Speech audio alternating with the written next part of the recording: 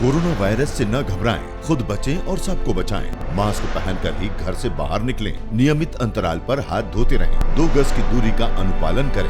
भीड़ भाड़ वाली जगहों पर जाने से बचें। 45 वर्ष की आयु के ऊपर वाले व्यक्ति कोरोना वैक्सीन अवश्य लगवाएं। दवाई भी, कड़ाई भी। नमस्कार, बहुत बहुत स्वागत है एक बार फिर से आप सभी का हमारे खास कार्यक्रम क्या कहती है जनता में। उत्तर प्रदेश में योगी सरकार के आने के बाद जहां कानून व्यवस्था को प्राथमिकता में रखा गया, तो वहीं विकास कार्यों में तेजी लाने का संकल्प लिया गया। इन्हीं संकल्पों के साथ जब योगी सरकार आगे बढ़ी तो उत्तर प्रदेश में विकास की नई रूपरेखा खिंचती चली गई। जी हां, और यही जानने के लिए आज हम जायजा लेंगे एटा की एटा सदर विधानसभा क्षेत्र और मारहरा विधानसभा क्षेत्र का, और जानेंगे विकास कार्यों को लेकर इस क्षेत्र की जनता क्या कहती है।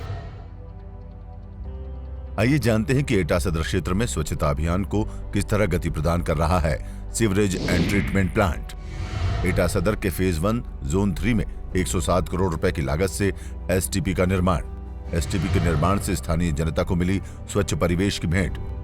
हमारे साथ सीवरेज ट्रीटमेंट प्लांट के इंजीनियर मौजूद हैं। आइए उनसे जानते हैं कि ये पूरा प्लांट कितने एरिया में बना है और किस तरीके से ये काम करता है। ये जो प्लांट बना है 28,000 स्क्वायर मीटर में बना है। ये 24 MLD का प्लांट है। इसका मतलब है 2 करोड़ 40 लाख पर डे पानी इसमें आएगा और इसका फ़ायदा बहुत ज़्यादा है। इसमें योगी सरकार ने बड़ा अच्छा काम करवाया है। इसमें किसानों को पानी मिलेगा साफ। दूसरे जो एटा शहर का जो गंदगी है, रोड पे जो घूमती रहती है गंदगी, पानी फैलता रहता है, मच्छर काटते रहते हैं, वो सब खत्म हो जाएगा। आइए अब किसानों से भी बातचीत कर लेते हैं और जानते हैं कि सीवरेज ट्रीटमेंट प्लांट बनने से उन्हें किस तरीके से फ़ायदा मिल रहा है। हमारे साथ एक किसान हैं। आप बताइए, ये प्लांट बन गया है, इसका फ़ायदा मिल रहा है कि नहीं मिल रहा है? हम लोगों को फ़ायदा मिल रहा है। किसान सिंचाई के लिए पानी भी मिलता है और योगी जी सरकार ने हमको बहुत बड़ा फ़ायदा दिया है। हम लोगों को रोज़गार भी मिल रहा है इससे। इसके लिए मैं बहुत बहुत धन्यवाद योगी सरकार के लिए। ये प्लांट जो बना है इसके माध्यम से पूरा पानी जो भी है गंदगी एटा की सारी इस प्लांट में आएगी। उधर हमारे योगी सरकार ने इस प्लांट को इस तरह तैयार कराया है कि वहाँ से पूरा पानी फिल्टर होने के बाद में लोगों को दिया जाएगा। सिंचाई में पूरी तरह से सिंचाई की जाएगी और सारी फसल हमारी अभी भी अच्छी तरह से कुछ उगना ठीक हो गई हैं। आने वाले भविष्य में भी हमारे किसानों को बहुत फायदा मिलेगा इस प्लांट से।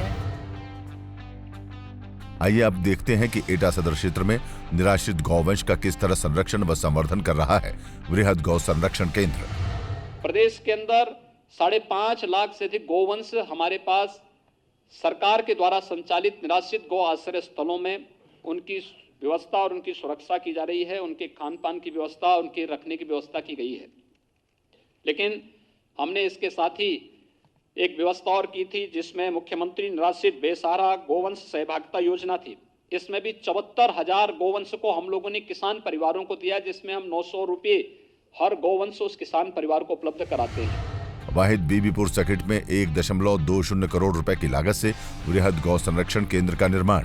निराश्रित गौवंश हेतु चारे, पानी आदि का समुचित प्रबंध एवं देखभाल। हम मौजूद हैं एटा की एटा सदर विधानसभा क्षेत्र स्थित वृहद गौ संरक्षण केंद्र में। तो आइए चलकर देखते हैं और जानते हैं यहाँ पर गौवंश की देखभाल किस तरीके से की जाती है और गौशाला के बनने से लोगों को इसका फायदा किस तरीके से पहुँच रहा है। हमारे साथ मुख्य पशु एवं चिकित्सा अधिकारी SP सिंह मौजूद हैं। उनसे जानते हैं कि ये गौशाला कितने एरिया में बना है और यहाँ पर कितनी गौवंश हैं। ये गौशाला जो है 3 हेक्टेयर में बनी हुई है और इस वर्तमान समय में 235 गौवंश हैं। इनमें 31 नर और 204 जो मादा गौवंश हैं। जो निराश्रित गौवंश घूमते रहते थे, जिससे रोड पे एक्सीडेंट होने का खतरा रहता था या किसानों की खेत चर जाते थे, उससे जो है राहत मिली है। तो इससे काफ़ी आराम हुई है पब्लिक को। गौशाला के बनने से इसका फायदा किसानों को किस तरीके से पहुंच रहा है, आइए जानते हैं। हमारे साथ एक किसान मौजूद हैं। आप ये बताइए, आपके क्षेत्र में गौशाला बना है, अब इसका लाभ मिल रहा है आपको? मिल रहा है। कैसे? नुकसान कम हो रहा है, गेहूं का कम हो रहा है, हर एक चीज़ का नुकसान कम है। पहले क्या दिक्कतें होती थी जब गौशाला नहीं था? तब निरा औजार होता था, फसल रौंद देती थी। योगी सरकार हम धन्यवाद देते हैं। क्यों? गौशाला बनने से हमारा नुकसान कम हुआ है। आइए अब जानते हैं कि एटा सदर क्षेत्र की ग्रामीण आबादी को किस तरह रोजगार से जोड़ रहा है आजीविका मिशन। आजीविका मिशन के अंतर्गत स्कूल ड्रेस सिलाई आदि के कार्य से जुड़कर महिलाओं को मिला रोजगार। रोजगार के जरिए महिला सशक्तिकरण को बढ़ावा दे रहा है आजीविका मिशन। राष्ट्रीय ग्रामीण आजीविका मिशन से जुड़कर ग्रामीण महिलाएं किस तरीके से अपनी नई पहचान बना रही हैं, आइए चलकर उन्हीं से बातचीत करते हैं।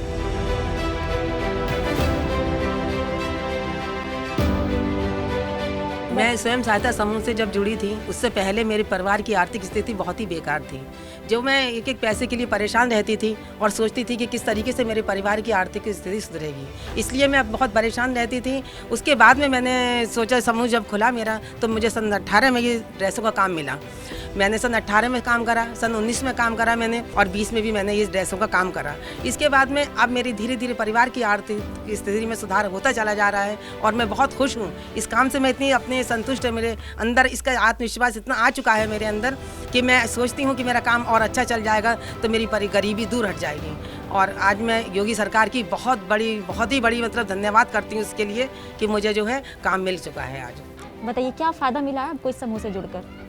समूह में जब हम जुड़े नहीं थे तब हमारी आर्थिक स्थिति बहुत ही ज़्यादा खराब थी, लेकिन अब जब से हम समूह से जुड़ चुके हैं तब से हमारी आर्थिक स्थिति में बदलाव आ गया है।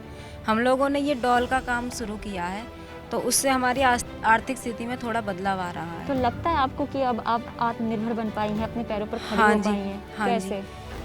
ये डॉल से हम सेलिंग वगैरह करते हैं मार्केट में, इस वजह से हमारा आर्थिक सुधार हो रहा है धीरे धीरे। योगी सरकार से हम ये कहेंगे कि हम शुक्रगुजार हैं उनके कि हमें इस काबिल बनाया कि हम समूह में हैं और अपनी डॉल का सेलिंग वगैरह करें। आइए देखते हैं कि मारहरा क्षेत्र में उच्च स्वास्थ्य शिक्षा एवं सुविधाओं की उपलब्धता किस तरह सुनिश्चित करेगा मेडिकल कॉलेज। 216.65 करोड़ की लागत से मारहरा क्षेत्र में मेडिकल कॉलेज का निर्माण प्रगति पर। मेडिकल कॉलेज के निर्माण से स्थानीय जनता को मिलेगी बेहतर स्वास्थ्य एवं चिकित्सा सुविधाएं। एटा जिले के ऐतिहासिक शहर मारहवा विधानसभा क्षेत्र में योगी सरकार के द्वारा दावा किया गया है कि यहाँ पर विकास कार्य पहुँचाने में कोई कमी नहीं छोड़ी गई है और सभी सरकारी योजनाओं का लाभ पात्रों को मिला है। तो क्या इसमें जरा भी सच्चाई है? ये जानने के लिए आइए मारहरा विधानसभा क्षेत्र की जनता के बीच चलते हैं और जानते हैं यहाँ की हकीकत।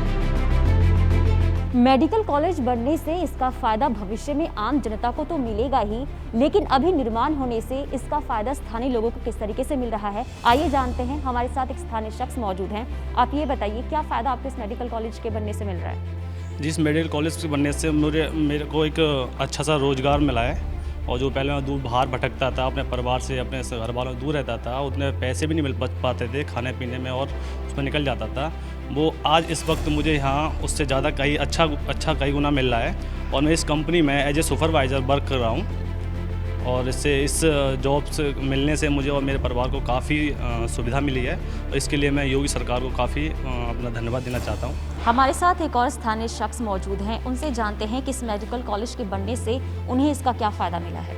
रोजगार तो मिलता था लेकिन बाहर भटकना पड़ता था, इससे मेरा परिवार यहाँ मिलने से खुश है। योगी सरकार को मैं धन्यवाद कहना चाहता हूँ इसके लिए। पहले बाहर भटकना पड़ता था, अब ये घर के पास है, हम भी खुश हैं, परिवार भी खुश है। बताइए क्या फ़ायदा आपको इस मेडिकल कॉलेज का मिल रहा है अभी? मैडम, इस मेडिकल कॉलेज मिलने से रोजगार के साथ साथ में हम लोगों को जो बाहर भटकना पड़ता था, नियर बाई स्टेट में जाना पड़ता था, एनसीआर में जाना पड़ता था, और वहाँ जाना बंद हो गया। हम लोगों को नियर बाई जिले के अंदर ही हम लोगों को अच्छा रोजगार मिला है। मैं योगी सरकार के साथ साथ में केंद्र सरकार को भी धन्यवाद देना चाहूँगा। इन दोनों के सहयोग से यहाँ भी एक अच्छा मेडिकल फैसिलिटीज़ के लिए जो मेडिकल कॉलेज बनना है, उससे स्थानीय लोगों के साथ साथ में हम लोग नियर बाई जिले के लोगों को भी काफ़ी फायदा है। हमारे साथ जिला अधिकारी डॉक्टर विभा चहल जी मौजूद हैं। आइए उनसे जानते हैं कि मारहरा विधानसभा क्षेत्र में मेडिकल कॉलेज जो बनवाया जा रहा है, इसका क्या फ़ायदा भविष्य में लोगों को मिलेगा और साथ ही साथ इसकी लागत क्या है और कितने एरिया में पूरा मेडिकल कॉलेज बनाया जा रहा है। ये मेडिकल कॉलेज का एरिया करीब 25 एकड़ है। इसकी लागत 216 करोड़ के आसपास है और इसमें 100 छात्रों के लिए सीट्स अवेलेबल कराई जाएंगी। क्योंकि देश में डॉक्टर्स थोड़े कम हैं, तो इसीलिए इस मेडिकल कॉलेज के स्थापित हो जाने से एटा के जनपद के और साथ साथ में आसपास के जनपदों के ग्रामीणों, उसके अलावा शहरी निवासी जितने भी व्यक्ति हैं, उन सबको बहुत लाभ मिलेगा। चिकित्सा सुविधाएं उनके दरवाजे तक पहुंच सकती हैं। आइए अब जानते हैं कि मारहरा क्षेत्र में उत्तम शिक्षा व्यवस्था का आधार किस तरह करेगा तैयार आश्रम पद्धति विद्यालय। 12.78 करोड़ की लागत से मारहरा के कपोरेटा क्षेत्र में आश्रम पद्धति विद्यालय का निर्माण पूर्ण। आश्रम पद्धति विद्यालय के निर्माण से छात्र छात्राओं को मिलेगा गुणवत्तापूर्ण शिक्षा का लाभ। ग्रामीण अंचल के छात्र छात्राओं को बेहतर शिक्षा मिल सके, इसे लेकर उत्तर प्रदेश के मुख्यमंत्री योगी आदित्यनाथ की सरकार एटा के मारहरा विधानसभा क्षेत्र स्थित राजकीय आश्रम पद्धति विद्यालय का निर्माण करवा रही है। तो आइए क्यों ना स्थानीय विद्यार्थियों से भी बातचीत कर लेते हैं और जानते हैं जब ये विद्यालय शुरू होगा तो उन्हें इसका लाभ किस तरीके से मिलेगा। हमारे साथ सहायक अभियंता अवधेश वर्मा मौजूद हैं। आइए उनसे जानते हैं कि राजकीय आश्रम पद्धति विद्यालय की लागत क्या है और ये कितने एरिया में बना है, उसकी कैपेसिटी क्या है। मैडम, ये 12 करोड़ 78 लाख की लागत से बन के तैयार हुआ है और इसमें कक्षा 1 से लेकर कक्षा 12 तक का मुख्य भवन है। साथ में 480 क्षमता का इसमें हॉस्टल डॉर्मेट्री भी प्रोवाइडेड है और बच्चों के लिए रिक्रिएशन हॉल है और बच्चों के लिए जो कॉमन एक्टिविटीज़ होती हैं उसके लिए व्यवस्थाएं पूरी की गई है। ग्रामीण बालिकाओं को अपनी शिक्षा पूरी करने में काफ़ी दिक्कतें होती हैं क्योंकि उनके माता पिता अपनी बच्चियों को गांव से दूर पढ़ने के लिए भेजने से हिचकिचाते हैं। ऐसे में अगर किसी भी ग्रामीण क्षेत्र में विद्यालय बन जाने से उन लड़कियों को इसका किस तरीके से फ़ायदा मिलेगा, आइए जानते हैं। हमारे साथ 2 बालिकाएँ मौजूद हैं। आप ये बताइए, आपके क्षेत्र में राजकीय आश्रम पद्धति विद्यालय बनवाया जा रहा है, इसका क्या लाभ भविष्य में होगा? इससे लाभ होगा कि हमें बाहर नहीं जाना पड़ेगा और यहीं से शिक्षा प्राप्त होती रहेगी और इससे हमारे माता पिता को लाभ है कि हमें बाहर नहीं जाना पड़ेगा, क्योंकि बाहर जाने से वो हिचकिचाते हैं क्योंकि हम लड़की हैं। योगी आदित्यनाथ जी ने हमारे लिए बहुत अच्छा काम कराया है और हमारे जीवन को आगे बढ़ाने के लिए उन्होंने हमारे लिए कॉलेज बनवाई है, उनके लिए हम धन्यवाद बोलते हैं। हमारे साथ एक और छात्रा है, आप बताओ क्या फ़ायदा मिलेगा इसका भविष्य में जब कॉलेज शुरू हो जाएगा? बाहर जाने में टाइम लगता है और माँ बाप हमें बाहर जाने से भेजने से हिचकिचाते हैं। हम योगी सरकार को धन्यवाद बोलते हैं। क्यों? क्योंकि उन्होंने हमारे लिए ये कॉलेज बनवाया है। आइए अब देखते हैं कि मारहरा क्षेत्र में स्पोर्ट्स फैसिलिटी की नींव किस तरह रखने जा रहा है मिनी स्टेडियम। खेलो इंडिया योजना के अंतर्गत 4.53 करोड़ की लागत से रफतनगर सेंथरा क्षेत्र में मिनी स्टेडियम का निर्माण कार्य जारी। मिनी स्टेडियम के निर्माण से युवा खिलाड़ियों को मिलेगा बेहतर सुविधाओं का तोहफा। खेल विकास और खेलकूद के लिए भी प्रोत्साहन के लिए प्रदेश सरकार ने व्यवस्था की है। हम लोगों ने प्रदेश के अंदर पहले से हमारी योजना चली, हर गांव में खेल का मैदान होना चाहिए। खेल के मैदान के साथ साथ ओपन जिम की स्थापना भी वहां पर हो, जिससे बच्चों के अंदर अपने स्वास्थ्य के प्रति एक नई जागरूकता पैदा हो सके। यह कार्य हम प्रारंभ कर रहे हैं। ग्रामीण क्षेत्रों में खेल प्रतिभाओं को सामने लाने के लिए उत्तर प्रदेश की योगी सरकार निरंतर प्रयास कर रही है और इसलिए एटा के मारहरा विधानसभा क्षेत्र स्थित खेलो इंडिया योजना के अंतर्गत मिनी स्टेडियम का निर्माण भी करवाया जा रहा है ताकि युवाओं को उनके ही क्षेत्र में रहकर विभिन्न खेलों का प्रशिक्षण मिल सके। तो क्यों ना आइए स्थानीय लोगों से भी बातचीत कर ले और जाने कि योगी सरकार जो युवाओं के लिए प्रयास कर रही है वो भविष्य में कितना फायदेमंद साबित होगा। हमारे साथ जिला खेलकूद अधिकारी सिराजुद्दीन मौजूद हैं। आइए उनसे जानते हैं कि जो ये मिनी स्टेडियम योगी सरकार के द्वारा बनवाया जा रहा है इसकी लागत क्या है और कितने एरिया में बना है। जी, ये मारहरा विधानसभा विकासखंड निदौली कला के अंतर्गत ग्राम खंगारपुर में 4.57 हेक्टेयर में ये मल्टीपर्पज़ हॉल का निर्माण कार्य चल रहा है। खेलो इंडिया योजना के अंतर्गत इस मल्टीपर्पज़ हॉल की लागत कॉस्ट है 4 करोड़ 53 लाख रुपया।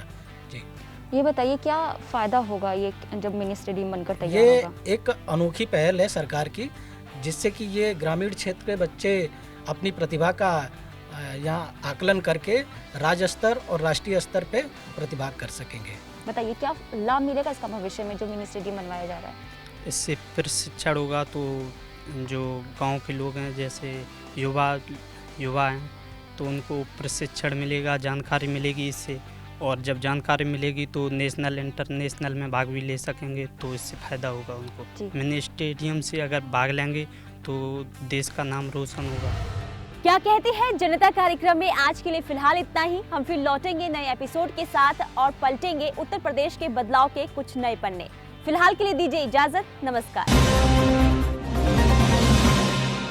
कोरोना वायरस से न घबराएं, खुद बचें और सबको बचाएं। मास्क पहनकर ही घर से बाहर निकलें। नियमित अंतराल पर हाथ धोते रहें। 2 गज की दूरी का अनुपालन करें। भीड़ भाड़ वाली जगहों पर जाने से बचें। 45 वर्ष की आयु के ऊपर वाले व्यक्ति कोरोना वैक्सीन अवश्य लगवाएं। दवाई भी, कड़ाई भी।